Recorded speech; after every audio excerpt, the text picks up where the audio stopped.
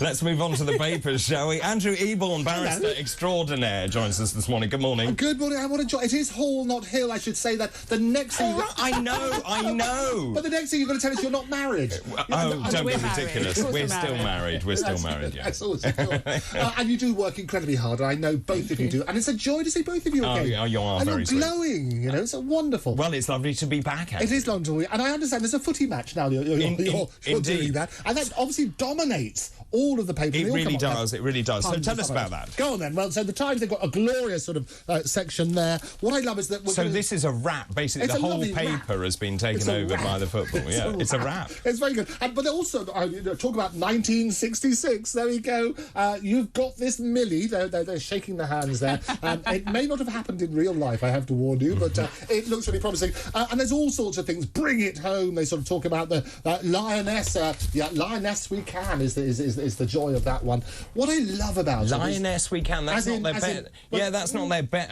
It's not the best headline. Do you think we can do it? Lioness We Can. No, you don't like it? I don't love it. I think we can do it. I don't love that headline. No. But, yeah. I think we can do it. What I love about this is that all of a sudden women's football has come into its own. And many years ago, Octopus TV, my company, used to do the streaming for women's football, for the FA, because it wasn't so popular about 13 years ago. Check back on that sort of stuff. Had a small audience. Now it's getting the whole nation behind it. And it's not just about England, but as a whole United Kingdom, I think we want that. And a lot of people said, why isn't Prince William as the head of the FA? Well, isn't he there? Well, why isn't he there? Well, it's a good thing. And he apologised.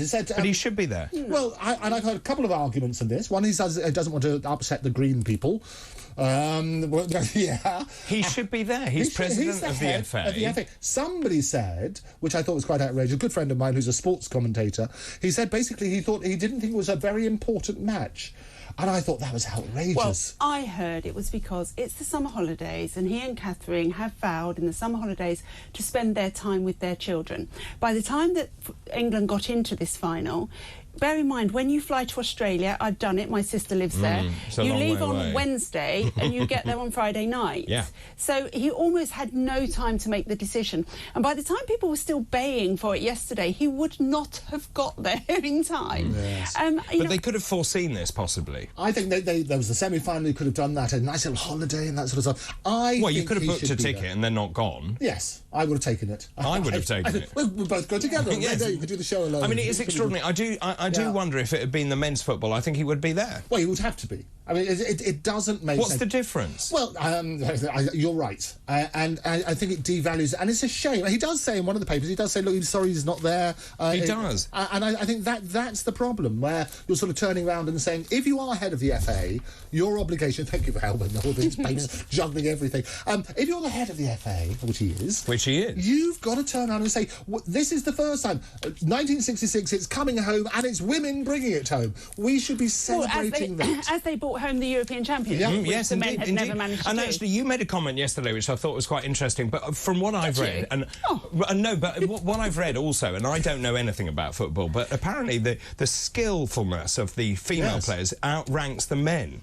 If you look at I'm sure I didn't say that. You didn't say that. No. That's why I'm picking you up on it. But this is what's been written in many papers this morning. And if you look at some of the play on the pitch, it is superb. Some of those goals, I mean, glorious. For people who are not even sports people, it's getting the whole nation behind it. I know that everybody, jumping on the bandwagon. I quite like some of these cartoons, actually. You've got one in the Times today where you've got all of the politicians running after their Liberal Democrats. Oh, yes, here we are. And you've got Keir Starmer. That was actually a very cheesy Liberal Democrat photo shoot. Did you see it with Ed Davey and the Pine? And it was just staged. It was so staged. But I do love those sort of cartoons. They do that sort of stuff. And they've got Let Us Play, which is a Sunday little thing there in a church. So well done, the cartoons. Well, I think also there's a much bigger issue here, which is actually it's encouraging young girls to get into sport. Agreed. That's a brilliant 100%. thing. We have so many sedentary children who sit on sofas playing on whatever their electronic things are these days. I don't even know what they play on anymore. 100%. But so therefore getting them out and about and active and seeing their role models and actually wanting to be involved is brilliant, isn't it? And that's what I love. It's about empowerment in a really good way. You've got the Barbie movie we're talking about at a different time. But it's all about empowerment. And women this year, especially with sports and so on and so forth, it's been really empowering. And that's why we need women and we have plenty of role models now, advertising sports bras and other things to young girls. Yes, absolutely. 100%. 100%. Get role models for everybody, and that's what I think is really good. Bit of sportsmanship on the field. It wasn't good seeing some of our famous players stamping on people. Not good for any sports. It was a David Beckham moment. It was, but that's what happened. So blame it on him. So can I just ask you, because obviously the pubs open at 10 o'clock. They're allowed to open at 10 o'clock. They cannot drink. You cannot drink till 11 because of some archaic law. What if you bring your own? Yeah, I was just thinking, what if you bring your own? So what is the law? Can you turn up to the pub with your own? Well, you're not technically. They've only licensed the things you purchase on the premises, which works on that sort of basis. But I'm sure you can have your brown paper bag in the streets outside. That's not official advice.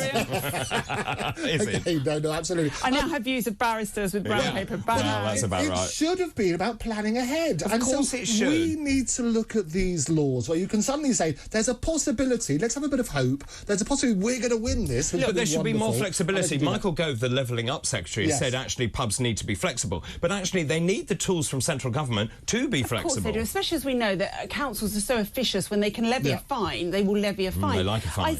I still struggle with Sunday trading laws now. Not that I'm denigrating religion or people going to church in any way, and I'm really not. I actually think society might do with a bit more religion at the moment. But I think to go constructs an order. To go to a supermarket that's open 24 hours, but you can't buy the alcohol on a Sunday until 11 o'clock. It's absolutely mad. I think you also have to have a policy whereby you can basically say, look, in an emergency or in extraordinary circumstances, we should be able to override. But you see, so I think there's something much bigger here about pubs and being part of the local community. We ought to empower pubs to be able to open much earlier, to sell things like bread and milk and whatever it is, and alcohol and whatever. And they are responsible because at the end of the day, and it goes back to accountability, it's the publican who is responsible, and they will be hauled in front of the authorities if they don't do that. Don't forget, we don't all live in big metropolis like London and Glasgow and Manchester. So out in the country where your post office is now closed, your bank is closed, your corner shop is struggling to hang on, the pub might be the last bastion for you to do those bits and pieces. Absolutely. And also the pubs need it. And I was just watching again that wonderful series Ted Lasso, and the pub is the heart of the community. And they're saying that when there's a great match day and they win, they manage to survive. And I think that's the key thing. We need to be more flexible with the laws, and another campaign we should follow up on. We should. We spent a lot of time on that. Let's move on. So Lucy Letby, we've spoken about this morning. That's still in all the papers, actually. It is, and it's all about... well, she was offered a role at the top children's hospital. A lot of... Sorry, say that again. So she was offered a role at a top children's hospital after a witch hunt. So then people were talking about... And a lot of these things going to come out... So when they apologised to her and they got the doctors to when they were... when the doctors were made to apologise. But the management apologised to her as well, and they offered her to pay for a master's degree and to let her go on a placement at the Alderhay Children's Hospital.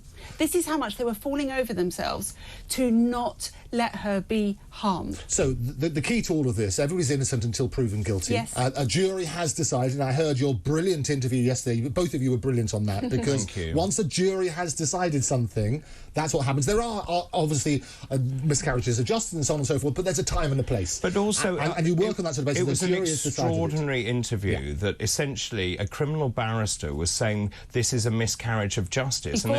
Before sentencing, but also flying in the face of a jury sitting there listening to every nuance of the evidence that was put before them over a huge period of time. I found it extraordinary. I found it extraordinary, and I'll tell you why. I think both of you handled it beautifully. I think the reality is, of course, there are miscarriages of justice, and if there's evidence and so on and so forth, present that. What we do in the media, we get little snapshots of the headlines, and we read those. The jury sat for a long time deliberating. Before that, there was weeks and weeks and weeks of evidence which they had to go through, and they based their judgment on that evidence. Their careful judgment. There was. I think it's partly irresponsible people to say it's a miscarriage of justice unless they've got some evidence which can be gone through the usual legal process. And we do have a legal process which enables that to be done fairly. So the way that you handle that, and I think there was a bit of insensitivity, a lot of insensitivity, on a day when there's a lot of hurt, a lot of people very upset by what's happened. To have that as a suggestion, well, it's a miscarriage of justice, without the evidence is is wrong. Miscarriages of justice are appalling and should be rectified, but that was as a time and a place and presented in the right way. And cherry-picking cases to suit the agenda. And it's P.T. Barnum. If you want to draw a crowd, start a fight, you have to turn around and say, did I deliberately go out and say this to draw a crowd? Ask yourself that question. Well, if you haven't seen it, watch it back, because our faces are a picture in the middle of that interview. Let's move on and talk about... I was handing you notes.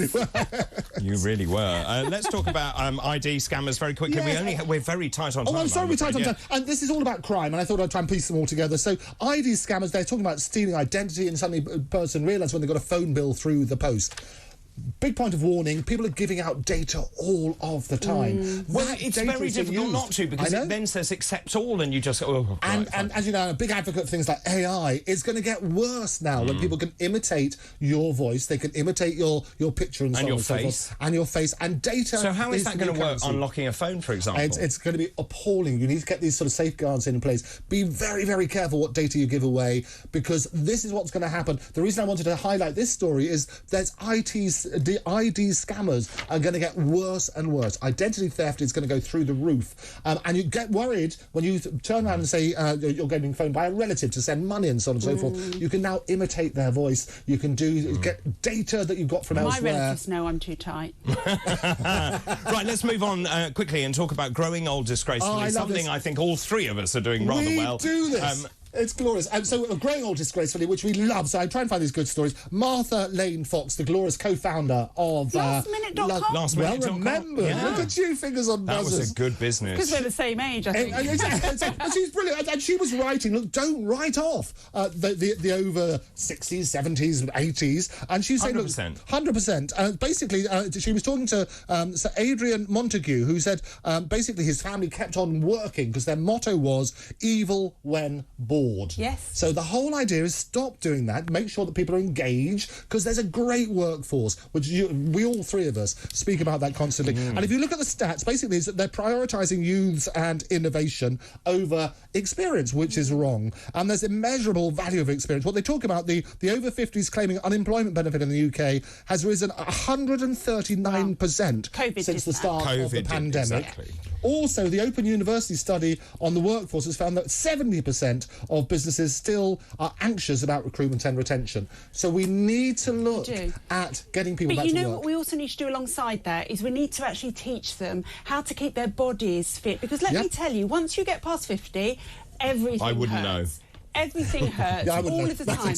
You know, I live with a degree of joint pain somewhere all of the time. So we have to find a way to show them how to exercise around it, how to eat healthily, and what can be done. But also, there's something really important here about older people feeling needed and wanted, and being in somewhere in a workforce so that actually they're not lonely. They have people to talk to. Absolutely. And they have experience. And as you rightly say, I think they deal with customers much better. They do. For example, in my local supermarket, they employ older people on purpose because they have time to chat to the customers. It's wonderful. I think it's wonderful. And they want to chat to customers. And they do. And we talk about this all the time, is about the mortality rate goes through the roof if you stop doing anything. Yes. People need a purpose in life. They do. And if we can give a purpose in life and get those role models, let's get people out again. Let's get some great news out there. There's some brilliant people who are sitting at home at the moment wishing they would do something. And well done to Martha Lane Fox for making this an issue again. I agree. It's all about growing old disgracefully. Andrew. God spot. I love it. Well, Andrew, thank you ever so much for coming in. Andrew Eborn, barrister extraordinaire. Time for a break. After the break, we're going to be talking more